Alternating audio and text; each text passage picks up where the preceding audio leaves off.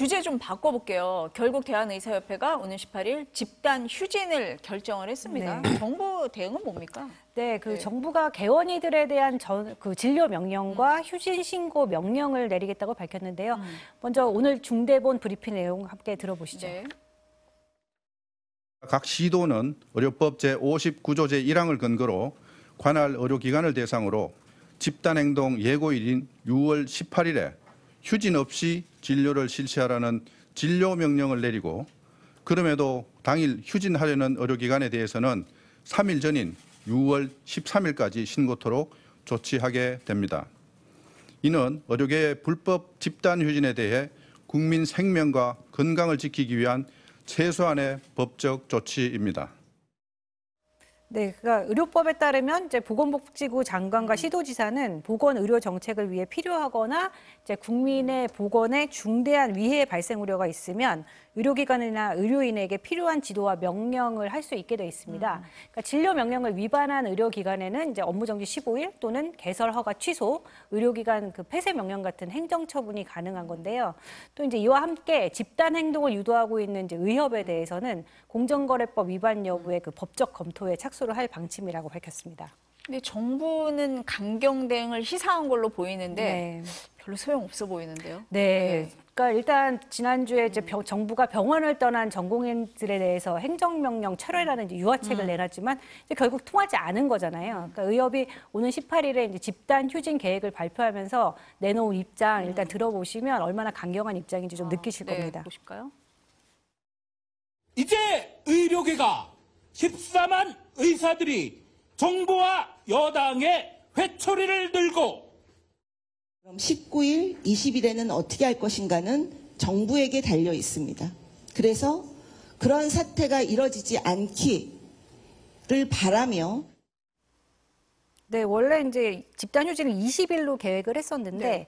서울대 의대하고 서울대병원 교수 비상대책위원회가 이제 17일에 집단휴진을 하겠다고 한 상황이잖아요. 그래서 이 파급력을 높이기 위해서 17일 또 18일 이렇게 휴진을 하겠다 검토한 것으로 보입니다. 집단휴진 찬성률이 높았어요. 네, 그러니까 의협에 따르면 과반 회원이 투표에 참여했고 이들 중 이제 90%가 넘는 압도적인 비율의 회원이 강경투쟁을 지지했다 이렇게 밝혔는데요. 네. 다만 참여율이 이제 얼마나 될지는 과거 사례를 보면 좀 당일이 돼야 알 것 같습니다. 네. 과거에 보면 2020년 8월에도 이제 의대 정원 증원 정책에 반대해서 의사 총파업이 실시가 됐는데 1차 파업 첫날에는 참여율이 33%였습니다. 그런데 2차 파업 첫날에는 10.8%, 그 다음 날에는 8.9%에 그쳤습니다.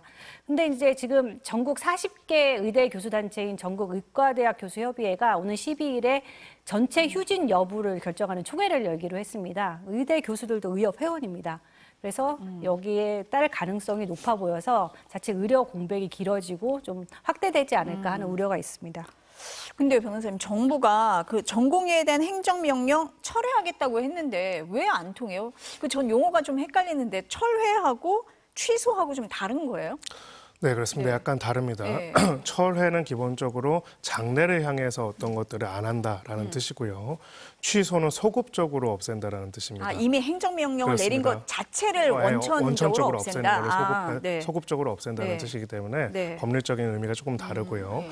지금 사실은 왜 지금 이런 여러 가지 조치들이 의미가 없는지를 네. 보자면요. 네. 어쩌면은 이 이슈를 굉장히 몇 달 동안 우리가 다뤄왔습니다. 보면은 아까 우리 의료법상의 진료 개시 명령 얘기가 나와 있죠. 좀 긴급한 보건상의 필요가 있는 경우에는 진료를 해라라고 하는 명령을 내릴 수 있다는 것이 의료법에 있습니다. 근데 우리 벌칙 조항에는 이 명령을 위반할 경우에는 아까 이야기한 것처럼 여러 가지 행정 처분을 내릴 수 있도록 되어 있습니다. 거기에는 소위 말해서 면허 정지를 할 수도 있고요. 이런 행정적인 처분들을 할 수가 있어요.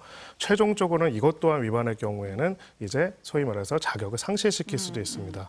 각각 이렇게 단계별로 소위 말해서 강경한 처분들을 하겠다라고 했는데 결론적으로는 지금 철회하겠다라는 얘기까지 나왔습니다. 유화책으로 얘기를 하게 된 것이죠. 결론적으로 계속 갈등의 수위를 높여가지고 더 강도 높은 조치를 하겠다고 했다가 최종적으로는 이거를 다시 철회하겠다라고 철회, 했습니다. 그러니까 소위 말해서 메시지가 일관적이지 않은 상황인 것이죠.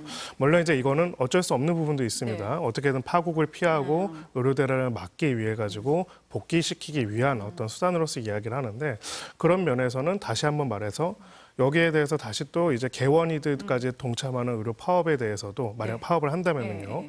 여기에 대해서 다시 또 똑같은 의료법상의 같은 근거 조항이거든요. 다 여기에 대해서 또 업무 개시 명령을 하겠다라고 하더라도 결국은 만약에 이것을 아무리 강도 높게 하더라도 이 또한 그렇다고 다 면허 자격을 정지하거나 박탈하지 못하고 결국 이것 또한 유화책으로 가지 않겠냐라는 집단 휴진도 지금 비슷하다는 말씀이세요? 그렇게 가게 될 거라는 예상이 있을 거라고 보는 것이죠.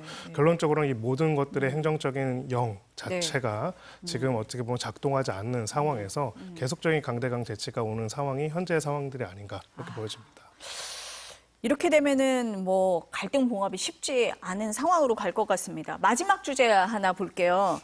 저희가 2주 전에 이슈 플러스에서 전해드렸던 건데요. 훈련병 사망 관련해서 중대장 사건 2주 만에 입건이 됐다고 지금 조금 전에 보도가 나오네요. 네, 방송 직전에 이제 정식 입건하고 이제 중대장과 부중대장에 대해서 출석을 요구를 한 것으로 전해졌습니다. 이제 저희가 오늘 방송에서 이 주제를 다루려고 했던 것은 이제 이 수사가 좀 봐주기 수사가 아니냐 이런 봐주기 늦게 진척이 됐다. 그런 의혹이 불거졌기 때문인데요. 이제 그 봐주기 논란이 특히 그 중대장이 휴가를 간다고 해서 더 거세졌습니다. 그러니까 사성 장군 출신인 더불어민주당 김병주 의원이 한 인터뷰에서 중대장의 신상이 드러나서 보호 차원에서 휴가를 보냈다라고 이렇게 얘기를 한 건데요. 얘기 한번 들어볼까요?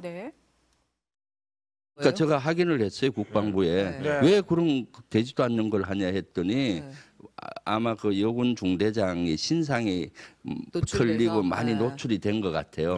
그러다 보니까 심리적으로 불안해서 도저히 혼자 두기에 못해서 부모님과 같이 있게 하기 위해서 했다고 하는데 변호사님, 이게 사건 발생 18일 지나서 지금 입건하고 소환 조사한 거거든요.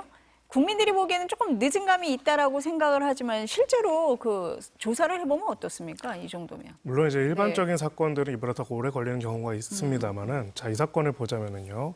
사망했습니다. 사망 사건입니다. 근데 사망 사건인데 그것도 단순한 사망 사건이 아니라 가혹행위로 인한 사망 사건입니다. 저는 이 사건을 훈련 중에 사망이라고 부르는 것 자체가 적절하지 않다고 생각합니다. 근육이 녹아내려가지고 사망을 했는데요. 어떤 훈련을 한다면은 사실 무슨 유격 훈련이라든지 어떤 군사적으로 더 기능을 개발하기 위한 훈련 중이 아니었고요. 훈련소에 입소한 지 9일 만에 떠들었다라는 이유로 월차료 를 받다가 사망한 사건이라고 볼 수가 있고 소위 말해서 정상적인 훈련이라고 보기도 굉장히 어려운 상황이라고 볼 수가 있습니다. 이 사건의 엄중함을 보자면은 사실은 18일이라는 시간을 일반적인 사건이라 볼 수가 없기 때문에 굉장히 상당히 늦게 진행됐다고 볼 수밖에 없고요.